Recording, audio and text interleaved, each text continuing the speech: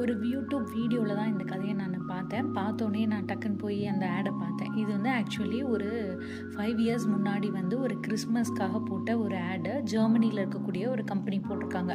அவங்களோட டீட்டெயில்ஸ் கூட நான் கீழே கொடுத்துருக்கேன். அதோட ஃபுல் வீடியோவும் கீழே கொடுக்குறேன், போய் கண்டிப்பாக பாருங்கள். ஸோ ஒரு தாத்தா இருக்கார். அவருக்கு வந்து பார்த்திங்கன்னா கிட்டத்தட்ட ஒரு 80 இயர்ஸ் அந்த மாதிரி இருக்கும். ரொம்ப வந்து கொஞ்சம் அந்த வயதுக்கேற்ற ஒரு முதுமையோடு அவர் வந்து இருக்கார். ஸோ அவருக்கு வந்து ஒரு எண்ணம் வருது.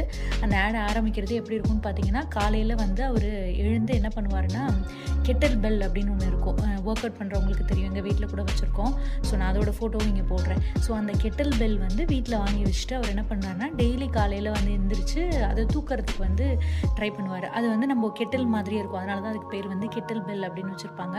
ஸோ அதை வந்துட்டு இப்படி லிஃப்ட் பண்ணணும். ஸோ லிஃப்ட் பண்ணி எக்ஸசைஸ் பண்ணுவாங்க. ஸோ அந்த மாதிரி அவர் வந்து ட்ரை பண்ணுறாரு. அப்போ ட்ரை பண்ணுறப்போ வந்து அவரால் தூக்க முடியல.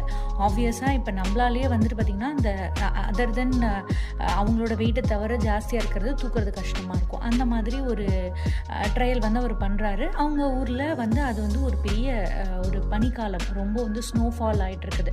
ஸோ ஸ்னோனா அவங்களுக்கு தெரியும் இல்லையா, நம்ம ஊரில் வந்து அதெல்லாம் நம்ம எக்ஸ்பீரியன்ஸே பண்ணியிருக்க மாட்டோம்.